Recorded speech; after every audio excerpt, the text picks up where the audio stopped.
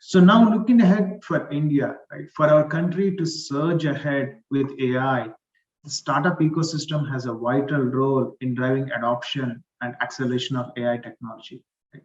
But with that comes its own challenges, from data and IP protection to policy to access to infrastructure and lot more. Right?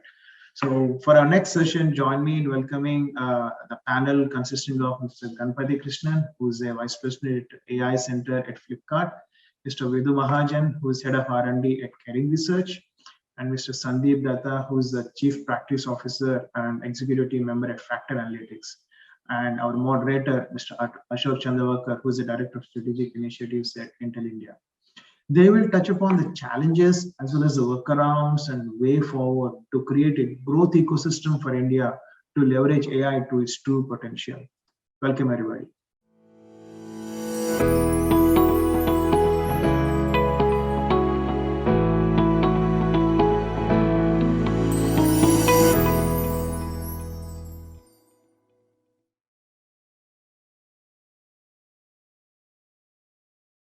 Thank you, Kunala, for the warm introduction.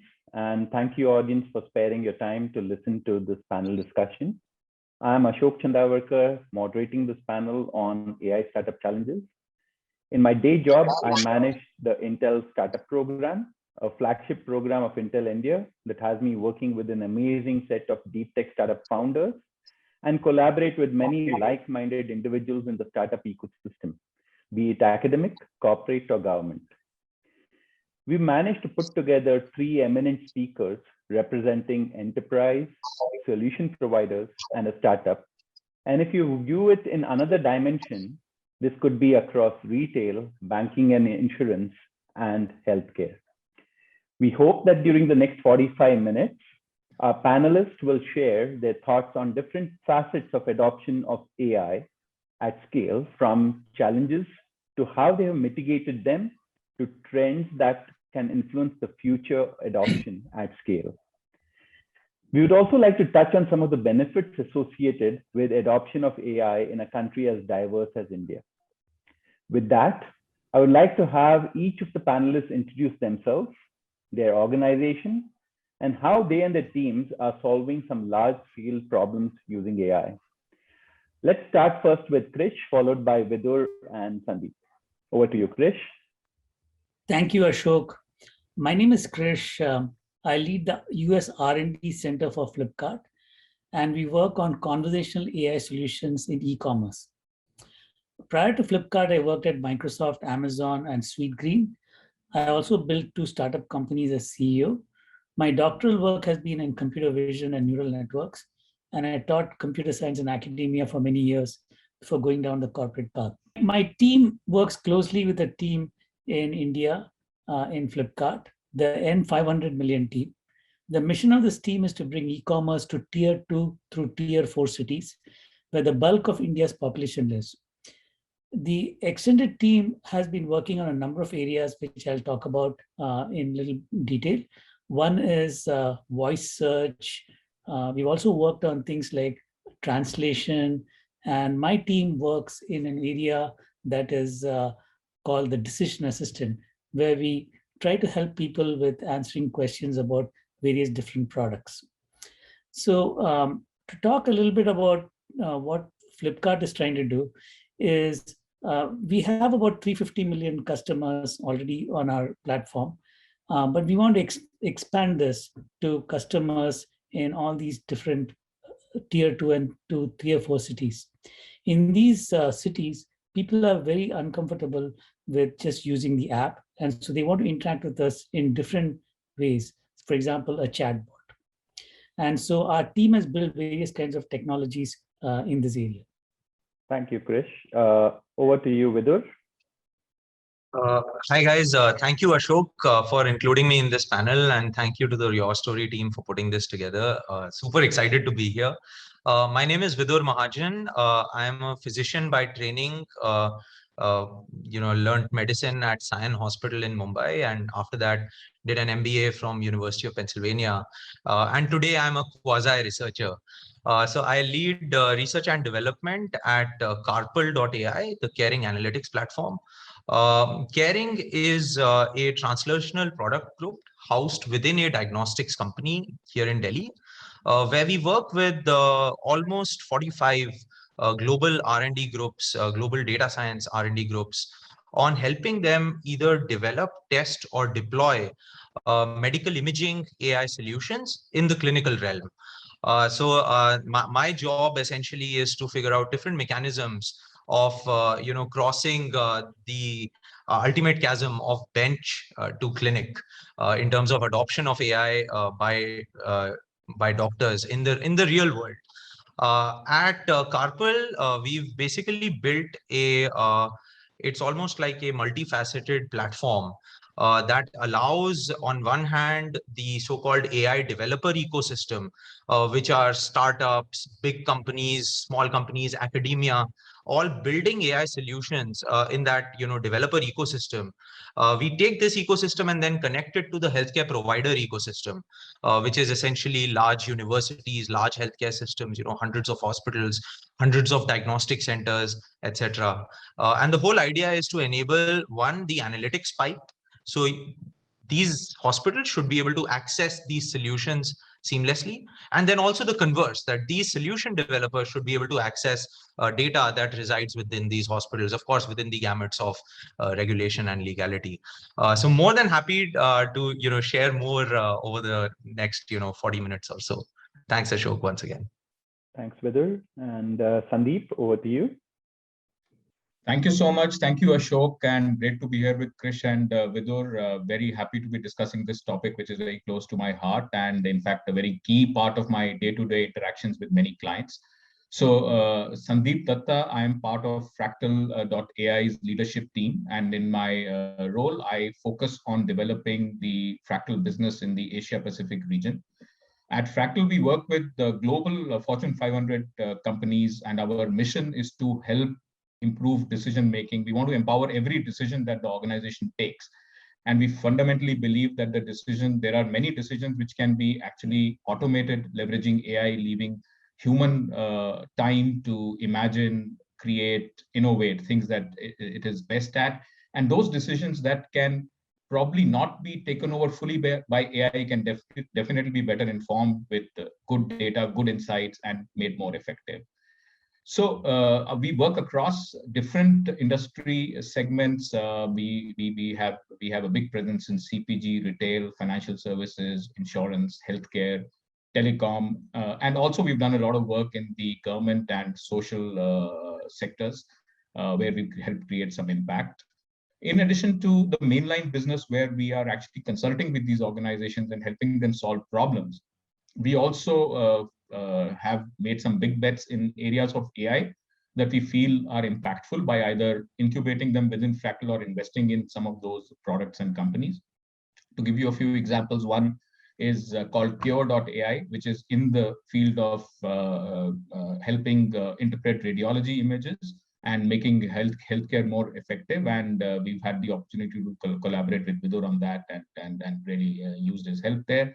Another one is called SenseForth, which is in the space that Krish was talking about, conversational AI. It is one of the most scaled platforms that are available in conversational AI, and that's something that Fractal has invested in. Another area that we found over the years to be a problem in enterprises is that there is a lot of data, there's a lot of information floating around, but leveraging that the BI has never been effective, and we've created a product that uses AI in the backend to customize that BI being shared with different users in the organization, and so on. We have different products that we have done. We bring a unique combination of AI engineering and design. We feel that is what is needed to solve large problems, and I'm sure it'll come up in discussion as we go forward. Thank you again for having me here. Thank you. Like I said, we have distinguished guests here, and I've come with diverse backgrounds. I would like to start by asking Sandeep, since he was the last one who was there on stage, the first question. So at Fractal Analytics, you've been working with providing analytic solutions for over 2 decades now, for say, right from the time when people were early adopters of technology to the time now you're seeing early adoption of AI per se in a large scale. So since you have mentioned that you are across diverse industry segments, my question to you would be, from an adoption of AI perspective, which industry segments do you see adopting AI at scale, and why are they adopting it at scale? Thank you. That's a great question, Ashok. And absolutely, I think we have been seeing how AI is being adopted across different industries. And clearly, top of the pack are the digital natives, right? Organizations like, again, Flipkart, right? For whom the main business is all digital, right? And everything is real-time data. And the better you can leverage real-time data using AI and analytics, the faster you make your business grow and make it more relevant for the customers. But interesting is when the journey goes to the more established enterprises, right? Where if you look at segments like banking and insurance, right? These are again industries that have grown on the back of data, right? There is no financial products are all based on data. If you are going to underwrite something, if you're creating a risk profile to do pricing, it's all based on data. But while these industries have been homegrown on data, they are today, we all know they're being challenged by fintechs, and they've been challenged by technology companies also, because they have been slower adopters of AI and machine learning. And part of it, I guess, is also because these are regulated industries. So if you're creating if you are doing a risk model, then you need an explainable model, or otherwise the regulator is not going to accept it. So we see that there is a lot of need and areas where there can be applications, but we have seen that comparatively they have been a little slower.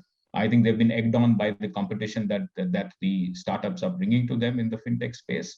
One area that specifically I have at least witnessed in my conversations where there is a lot of investment and scaled AI projects which are coming in is in the area of personalization. So there's a lot of work that has been done in the area of personalization using AI, and then being able to better serve customers, better upsell, give them more products, and make it more relevant for them. So I think that's one sector that I did want to point out. I'll also maybe talk a little bit about another area where we are present a lot, which is in the CPG, manufacturing, the traditional areas, where the investments in the past used to be more in things like marketing or sales, right? They wanted to make sure that the dollar they were spending on marketing got the best results. So promotional effectiveness, using marketing mix models, etc., to do that better. Of course, the last 2 years have changed everything. With the advent of COVID, they had to accelerate their digital programs. They had to get closer to the end customer. They had to start investing in more into the e-commerce channels and really taking on the competition that they were getting in that area, and direct to customer for CPG kind of organizations. What has been interesting in this journey has been that there has been the rhythm in the customer facing functions has changed. They have become much more digital. And that is forcing the rest of the organization to keep pace. Right? You can't have the customer-facing functions in a digital rhythm and supply chain and manufacturing working in the old way, because you'll end up with demand-supply mismatch and products at the wrong place. And the interesting thing we are seeing is how that is driving more and more digital technologies and AI into the core supply chain and the manufacturing functions. That has been a very interesting observation that I've seen happening in the last year and a half. Interesting. Thanks, Sandeep, for those insights. Vidur, you are, I would say, the baby amongst the three of them, not in terms of your age, but in terms of the very fact that Carpal was founded maybe in 2019. It's less than 3 years old. And it's solving a very niche problem in a market which is, again, very regulated. And I would say that it is a market which is got lots of data, but is unexplored per se. So you're trying to look at getting health data from enterprises across to other industry segments like pharma and med devices for meaningful use. Could you share some of your thoughts on how you would visualize your existing models of engagement scale, and how does AI play a role in that? Thank you, Ashok, at the outset for calling me the baby. I certainly am by age also. My hair make it look a little like maybe I'm not, or maybe it's Sandeep ji's smile, but I certainly am. So that's actually something we think about all the time, right? Like, so not to go too deep on what carpal actually is, but it is simply, think of it as compute infrastructure uh, lying in every hospital everywhere in the world that is spare, right? Spare compute infrastructure in every hospital everywhere in the world, connected to one another, accessible to third parties in a completely secure manner, right? So intuitively the possibilities are endless, right? First and foremost, even if hospitals started sharing data amongst each other, like even India, we've come up with the National Digital Health Mission, right, which was announced by the Prime Minister from Red Fort on 15th August, where the idea is very simple, that what happens when hospitals start talking to each other. And it's very easy. The most obvious one is when patients go from one location to the other, the medical record goes with them, right? You reduce double testing, you reduce double consultations, double treatments also sometimes happen, believe it or not. All of that is reduced. Second, you get to the so-called personalized medication and personalized healthcare, where each treatment is personalized for that specific person. And how does that happen? Imagine there's a cancer patient, 43-year-old lady with a certain type of cancer, ER, PR negative, HER2 positive or something like that, who reaches a hospital, and you are able to dig out exactly similar profiles as that patient, both from a phenotypic, which is the visual or the physical appearance, to the genetic appearance of that patient from across the world, right, in real time. That would be such a powerful question, because the essential question a lot of patients ask is, who else was out there like me, who is in the exact same situation, getting the exact same treatment, and how did they do, right? So that is a simple power of interconnecting hospitals and sharing data between them. Of course, it's easier said than done.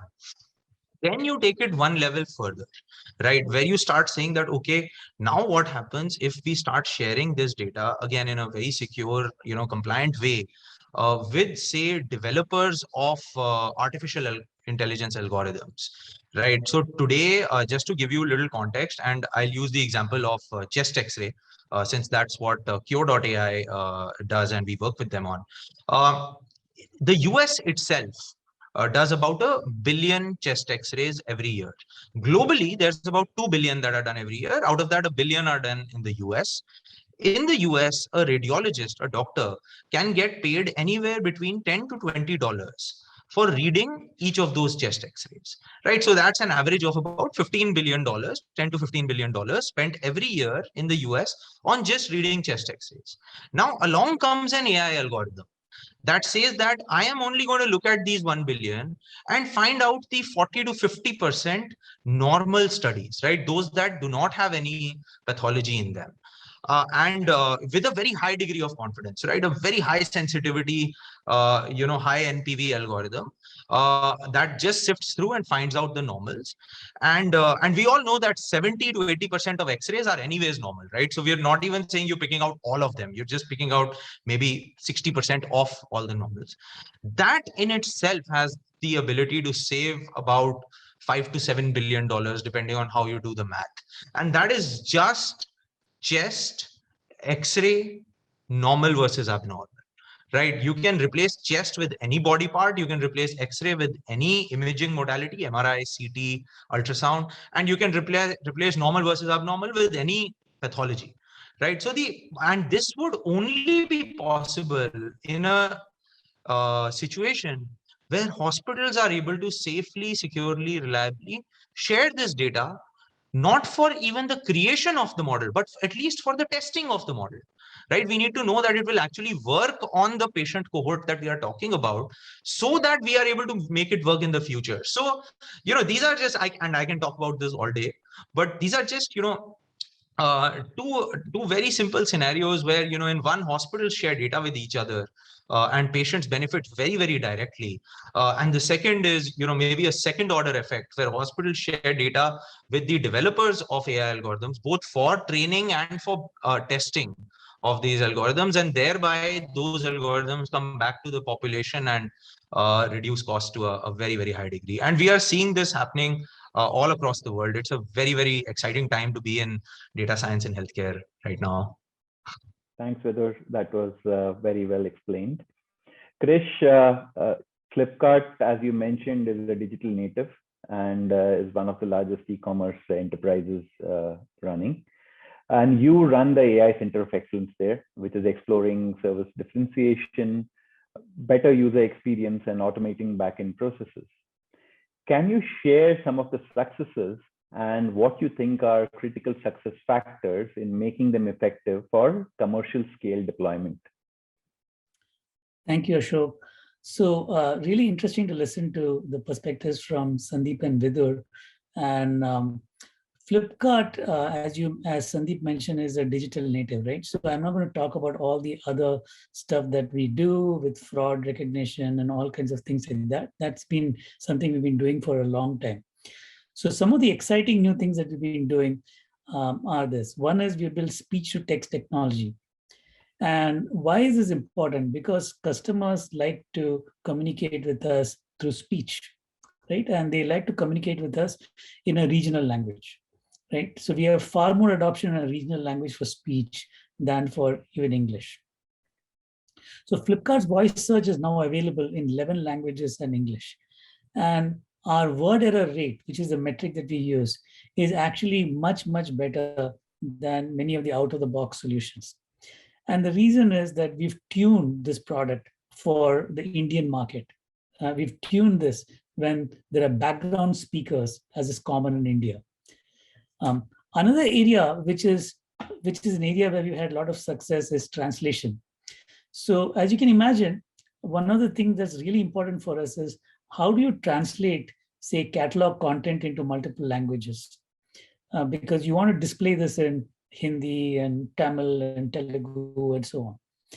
Second is user-generated content. We have user-generated content in one language. An example is reviews and FAQ questions and so on, right? And more recently, queries from the bot. How do we translate this into a different language? We actually tried a number of solutions available in the market today, but we found that they were not really tuned to the Indian customer. So customers use a combination of English and Hindi. And this is one of the unique things about India is people speak in a combination of English and Hindi and English and other regional languages. So for example, if a review in English says, this product is of good quality, right? You can't translate it into a Hindi sentence that looks like, is utpad ka gunvata badhiya hai? People laugh at you, right? Because that is the actual Hindi translation, but who speaks like that, right? You want to translate it as like, is product ka quality badhiya hai, right? And most people get that, right? So it's also important to understand another colloquial term that I learned in my journey is the word dhansu, which is used quite frequently. And so these are the things that are very, very specific to the e-commerce domain and the way that people actually communicate with us using colloquial language and not, should the Hindi or should the Tamil or Telugu and so on. So our translation technologies actually deliver very high metrics, blue metrics. Blue is the metric that we use compared with out-of-the-box solutions for colloquial language. The other thing I want to talk about is that our leadership took the bold step of building a diverse US team, of sponsoring a diverse US team. And, I came on board and we built a diverse US team here. And the reason we built a diverse US team is to bring these diverse perspectives from the US into Flipkart. So the US team built the first version of the decision bot, which it deployed during our Big Billion Day event. And the interesting part is, let me explain quickly what this does, is that the decision assistant, basically when you go to a product page, it answers questions about the products, right? So it pulls information from different sources, from product specifications, from product descriptions, user reviews, and so on, right? User reviews, FAQs, it pulls all this information and gives you an answer, right? And what we're finding now is we are actually doing better than agents, human agents, in answering some of these questions. And that is the amazing part. In fact, I had a call yesterday where we were analyzing some of the things and saying, how do we improve our human agents, right? And the conversation was around that, right? And that was very interesting because I wasn't quite believing that, but the team believes that we're actually doing better. So during our model deployment, our focus was really on high precision, right? So the goal was that let's start with high precision and then we can improve the recall of the product, right? Another critical success factor was the percentage of customer questions the bot could answer. And we decided that it needed to be at least 50% and the others could go to the live agent. Right? So by using this approach, we are able to get a lot of query data from customers from which we can tune. So we are also able to leverage pre-trained transformer models for complex tasks, such as finding the answer to a customer question in a document. And this is actually a very complex task and requires the use of things like GPUs and all that to get good inference rates. And one of the things that is important to remember in any AI project, and we know this, is that it's very difficult to achieve very high success rates right off the bat. So our approach is to start with high precision, have an agent backup, and then increase the answerability questions. Of course, now that we find that we need to figure out how to help the agent use the bot to answer some of these questions well. And finally, a big part of what we try to do here, using AI is very uncertain. So we have to continue to take calculated risks and not be afraid to fail quickly. So all these things, are some of the things that are really helping us, achieve some groundbreaking results in AI. Thanks, Krish. I think being a digitally native company has its own cultural benefits as well in terms of adoption. The risk actually reduces because you have others who understand, and you can actually take AI to the core of your business rather than trying to solve fringe problems, which many of the other industries try to do. As a follow-up question, what do you think are some of the challenges towards adoption of AI within the retail e-commerce vertical, including some of the regulatory challenges maybe across different countries which you are observing? Yeah, I think that's a great question, Ashok. So let me talk about in the context of India. So in a company like in a country like India, India is very diverse. There's not one India, it's many Indias, right? So scale is not just about growing from millions of customers to hundreds of millions of customers. Scale takes a whole different meaning in a country like India. For example, when we think about scale, we have to think not only about traffic to our site during normal time, but also during big billion days. In addition, we need to build the product to scale across 1,500 verticals, 11 languages, and deal with the errors of voice input. We cannot have 1,500 models, one for each vertical. At the same time, we know that a single model will not work across disparate verticals like lifestyle and mobile phones. So that's one big challenge. Second is that we leverage supervised learning quite a bit. And supervised learning and labeling is expensive. So we need to be very, very mindful about how we deploy our labeling resources across different verticals. As we scale across verticals, we need to build different labeling guidelines, train our labelers, monitor them for labeling quality. We also need to ensure that our models run on the right hardware infrastructure. CPUs for simpler models, GPUs for complex models, such as finding the right answer word span in a document. Third is we need the right MLOps processes and tools to manage a large number of models, monitor them continuously, update them with newer data on a regular basis, and revert to an older version quickly if needed.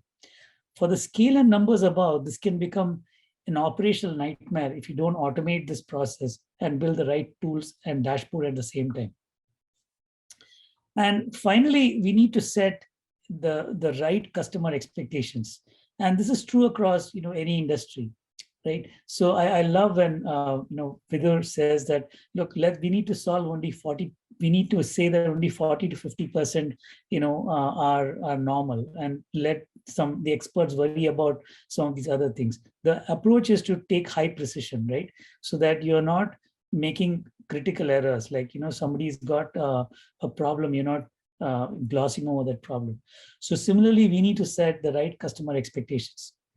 Customers expect to connect immediately with a human agent, though they don't know that the bot actually gives them a better answer, right? Without giving the chatbot a chance to answer their question. And this is a very important part, and a lot of things that we're doing in this area. For example, we're investigating how can we have some lightweight chit chat so that the customer feels more comfortable interacting with the bot and they don't feel like they need to talk to an agent directly. Great. Thanks, Krish. That's humanizing bots in the future. Sandeep, since you come from a background which is slightly different, you have been touching, say, the banking insurance verticals, which are a bit more regulated than, say, what Flipkart encounters. They have a lot of data. Do you see the same challenges at your end, or do you think that there are some other challenges that you encounter? And another interesting question for you would be, do you see any challenges which differ between, say, an AI product company versus an AI services company? I think the question around scaling and adoption, I think this is a question today I'm finding in every client conversation, right, across industry. So probably this is the most important question that, and I'm talking about enterprise clients, right, that if we had this discussion maybe 3 years ago or 4 years ago, then it was all about AI labs, right? Many of the people who were not digital natives who were getting on, they were experimenting. They had all put in AI labs. It was all about looking at different use cases, what could be the potential roadmap, doing some POCs to get a buy-in from the management, get the budgets, etc. I think once the POCs were successful, the challenge started coming to productionizing and scaling, right? Things that Krish also described. And I think that's the journey we find many enterprises on today. The realization came that for productionizing and scaling, we need to establish solid data pipelines. We need to have a very good scaled internet scale kind of engineering.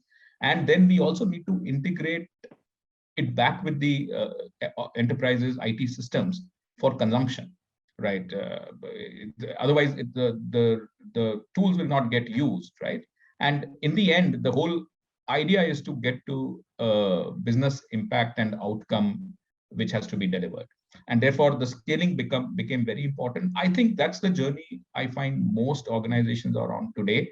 And the entire availability of flexibility of cloud, etc., and the technologies that are coming have helped us in that journey. Still the unsolved common problem that I see across industries is the adoption challenge. We hear from many of our clients who run AI units or who run analytics units that we have this great tool, we have made this great product, right? But nobody's using it. I still have 10%, 20%. People don't know how to use it. And the typical response of organizations to this is, we need executive sponsorship, we need top-down push, we need change management, we need training, etc. All of those are important. But I would like to go back. I'll pick on the example that Vidur took of the chest X-rays and the whole concept of triaging, right? You could, if you have 1,000 chest X-rays happening in a hospital, you want to narrow down to those 50, which are critical first, right? And get physician time or radiologist time onto that, and then maybe go to 150. So Cure.ai that I talked about earlier and Vidur also touched upon does exactly that, right? It does it in seconds. And once we had done our work, we had the algorithm ready, we've trained it on data, it was performing fantastically, we ran it against live radiologists, it was beating radiologists, etc. in some scenarios. We were confident that from this adoption would be a cakewalk, right? Because who will not use it? It's so good. And guess what? As soon as we started taking into real life situations, it flopped. Because the basic mistake that we did was, again, not understanding the human factor in all of this. Finally, who has to use this tool? It is human beings. And human beings are not rational. Their decisions are not driven by rational choices. Otherwise, nobody would be overweight and nobody would be smoking, right? Our decisions are driven by emotions. And we realized that what we had totally missed out was understanding how does this product get used in a real life scenario, which busy radiologist or technician in a radiology lab has a time to now use another tool when they have 10 tools already. And the only way to make it successful would be to merge it into the workflow that they have already and look at it from there, put them in the middle and see what makes it easy for them to use. So the best way to adopt is to make it effortless. And look, this has happened in the B2C world. The successful digital and the successful AI products are the ones that do not need training, right? That do not need the change management, right? And that has happened beautifully in our world in B2C. When we consume any of those products, we interact with the Google or we consume our email, we don't have that challenge. But in an enterprise, it continues to be very difficult. And that's where in our methodology, we have incorporated AI engineering and design thinking. The design thinking, the entire purpose is to bring the user to the middle. So we merge design thinking and human behavior. And we say that everything has to start with two things. First, are we solving the right problem? Do we need to reframe the problem? And we need to talk to users to understand what is the real problem, how does it fit into their, how does it fit in, etc. And it is like saying we will get to the big data, but let's also get the small data about what a user is experiencing and merge them into our solution. And then it is about, as the solution emerges, how will it be used, right? Because finally, I think one of the things that AI and all the hype around AI has ended up doing is pitching humans against machines. And that's not our power. The power is humans and machines, right? And keeping in mind that how humans will interact with the solution and how they will use it, how do we ensure that it is consumed, etc. That becomes a very important part of the adoption journey. So to me, the scaling part, which has one technology part, which is becoming definitely easier today than it was 2-3 years back. The adoption part needs people to remember that these are tools to be used by the humans, and the way to make it most powerful is to keep the human in the middle and see how it increases their overall effectiveness. Thanks, Sandeep. That was really insightful and especially useful for the AI startups. The guys who are right now building, they have great solutions. We encounter similar challenges when we face them, because we see them a lot in the industrial space as well as in the healthcare space. But these are all point solutions, and they need to really think through in terms of how will it fit in that overall workflow. How will, say, a shop floor manager interact with those particular solutions, and how does it fit in that overall flow of data? So over to you, Vidur, your work is in an absolutely highly regulated industry. So what are, though Sandeep has covered a significant amount of what, say, Cure does, it may be useful for us to try and look at it in terms of how do you look at and maybe addressing some of these challenges that you face, and at the same time, how are new challenges coming up and how are things being addressed by the disruptive technologies? Oh, sure.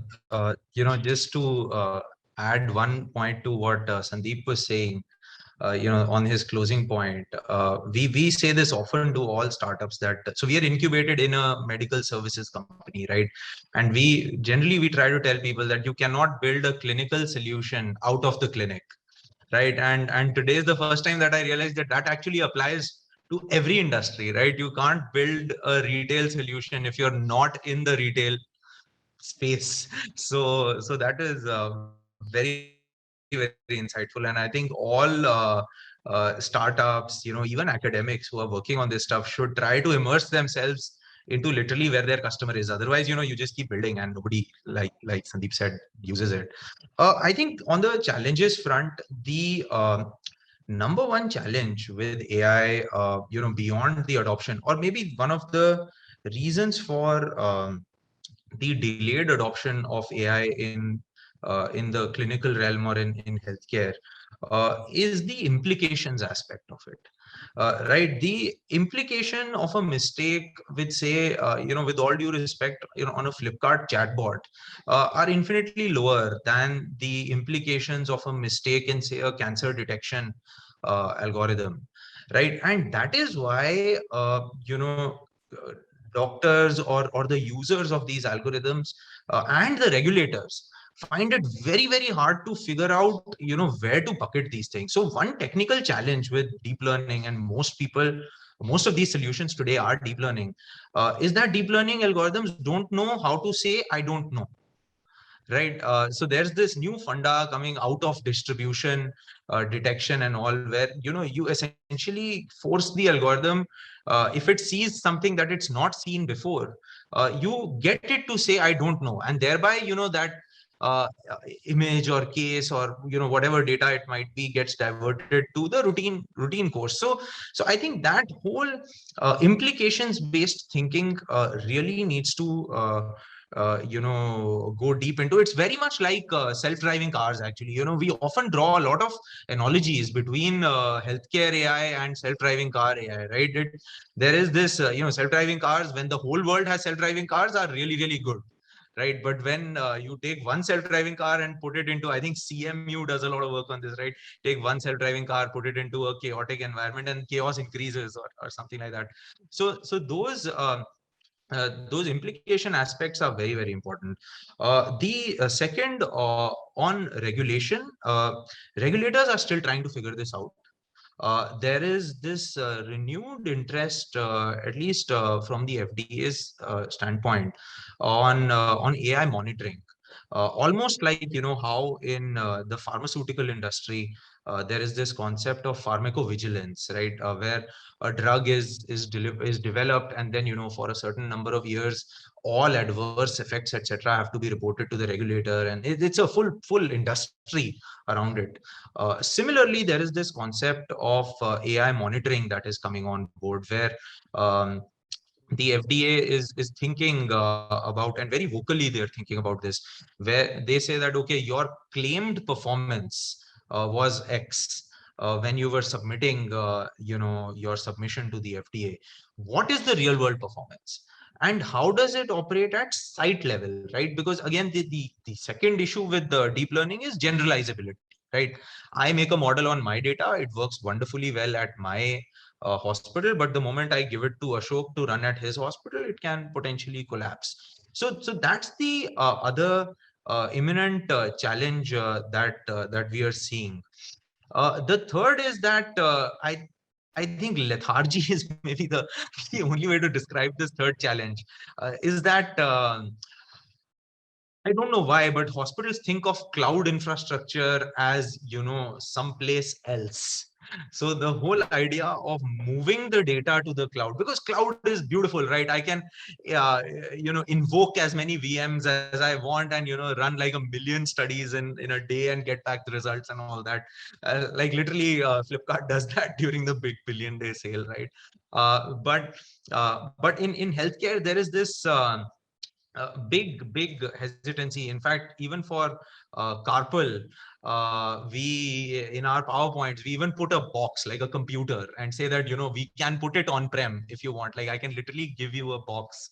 So that I think, again, that is just it's an education issue, right? There are some of the best hospitals in the world are now on cloud, totally, and the Azures and Amazons and Googles of the world are moving very, very fast to get people on the cloud. Just to summarize the three challenges: one is the implications are really, really high of errors with these algorithms, and hence the testing and training and all that. The second is the regulatory issue, and then third is, of course, just the training and education and mindset of the people who are in decision-making places. Thanks, Vidur. That was, again, like I said, three diverse industries, three diverse thoughts from three different leaders in those particular domains. Now I'm going to open this up to all three of you. This is an open question, which is more being clairvoyant and talking about what are trends in technology which could disrupt these challenges that are being encountered. So I'll leave it open to you, but Krish, if you want, you can start and maybe the others can chime in. Sure.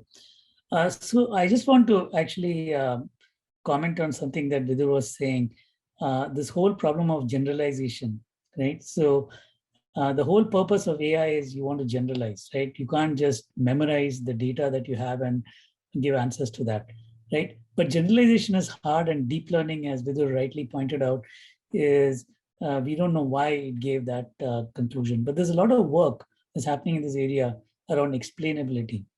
And this is actually much easier in the simpler models like gradient boosted trees and so on. But for deep learning, this is hard. And this is going to be really important, especially in some of the fields like the medical fields and so on. And Vidur is right, though he took a shot at me with the chatbot being not that critical compared to medical images. And I do agree with him on that, right? So yeah, if you get an answer wrong, it's not the end of the world. Somebody might return a product, but here somebody could die, right? So this whole thing about explainability is something that will really, really help take it to the next step to understand why this thing happened, right? So the next thing that I think both of them alluded to is that business leaders in some industries have unrealistic expectations of what AI can do for them. There's still a lot of hype around what is AI, right? And how do you derive value from AI is very different. And the methodology for deriving value from AI is different from software, where you are expected to be at very high quality for a commercial launch. So when we launch some software in Flipkart, we test the heck out of it before we roll it out for big billion day. AI solutions don't work, because what do AI solutions need? They need lots of data. And how do you get data? You need to put it out there to get data, right? So AI solutions typically start with low quality and through a process of continuous improvement, achieve high quality. And this is higher quality is not magic. It's achieved through a systematic process of acquiring good data, good MLOps processes, high quality labeling, and analytics. There are rarely silver bullet solutions that you can just fix a model architecture and everything works beautifully, right? So realizing these things is what will help customers do really well, right? Second is that business leaders also need to understand and measure how AI is adding value to their business, right? So the human aspect of this is super important, because sometimes what happens is, I still remember, a long time back when I was building a product for a product, the actual user of the product was very unhappy about the product I was building, because they felt that, it's going to marginalize their importance, right? And they were not going to adopt that product. So it's important to understand how this can actually help them. So for example, from a customer perspective, it's really important for Flipkart's customers to understand that I can get the answers to these questions far faster and more accurately than going to an agent. Similarly, in the radiology case, the radiologists need to understand that maybe I can do higher value added things and my role is not being marginalized here. And finally, the things that are really, one of the things that I see is that there are many different chip companies that are coming on board that are making faster and faster chips. And this will actually help companies deploy sophisticated models that can actually do much, much, much better. And I'm pretty confident that it's going to do much better than humans, right? That in many of these cases, AI models will land up doing much, much better than humans. So human is not going to be the benchmark for AI models. Any other pointers from Sandeep or Vidur? I'll just add a couple of more. I think I'm reiterating some of the things. One, I think the whole point around regulation, I think that's very important for the industry. Even in the healthcare industry, the things that FDA or other regulators are coming up with are now, right, 4 or 5 years after they probably started getting the first applications for, the AI-led sort of diagnostic tools or other tools. And that's because, look, regulation is like, it's definitely going to come. They are slow. They don't understand all the technologies, but they are definitely going to come and start creating their own framework and impact, and they can have a retrospective effect. And I think the key thing is for the industry to self-regulate. That is the most important probably need of the hour, probably led by the the FANG companies, etc. That right there. Otherwise, the regulators will catch up, right? They may take 2 years, 3 years. They are thinking on a different time scale compared to others. I also want to emphasize on the point that Krish talked about, the human part, which I referred to even earlier, because I still feel that the fundamental thing is not to pit the human against the AI, right? I mean, where there are many places where AI is probably already beating humans, but combining the two is where there's a lot of value. We've had situations where we've been in enterprise, projects we've been pitted against, beat the demand forecaster, right? They achieve X level of accuracy, you do +5 and then you replace. And what we realize is there is a lot of important signals that they bring in. Why take them out of the equation? That's a wrong problem to solve. It should not be about beating the demand forecaster. It should be about doing better demand forecasting, which may be by combining the two. So I think anytime that we start thinking about what are we trying to really achieve and reframe the problem, we may come up with the right way to solve it. That's all that I want to leave as a thought here. Thanks, Sandeep. So with that, since we are nearly running out of time, what I would do is I would now go down to the rapid fire round. Okay, this is basically you got what are your top 2 advice to budding AI startups or to other enterprise innovation teams around AI for scaling? So I'll start off with Vidur. Sure. So first piece is data plus machine learning engineer does not equal successful solution. Data cannot solve everything. It can solve a lot of things. Second is just be with your customer. You can, or be with your user. If you want to sell to a hospital, you better be sitting in a hospital. You can't be, not at a hospital and be building products for an hospital or for retail or for whatever, for a bank, right? So those would be my two pieces of advice. Sandeep, over to you. My 2 pieces of advice: keep the user in the middle. Design the whole solution around that. That's how you will achieve success. And the second one is, especially in an enterprise situation, think through the entire cycle end to end, right? The cycle ends at when there is an output and when there is an impact. And for that, in a typical organization, it extends across different functions. Another area that I've seen it failing is that, in the end, we may come up with, identifying certain customers at risk, and that may need bandwidth from a unit that needs to call out to the customer. But did we ever bring them into the planning? So do they even have budget or capacity for that in the current year? If you don't have not counted that, you're not going to get results. So think end to end for the result that you have to achieve. Over to you, Krish. Your final 2 points of advice. Yeah, I think the first thing is that startups should invest as much, if not more, in data engineering and data platforms as they do in data science. Your data science team is only as effective and efficient as the strength of your data platforms.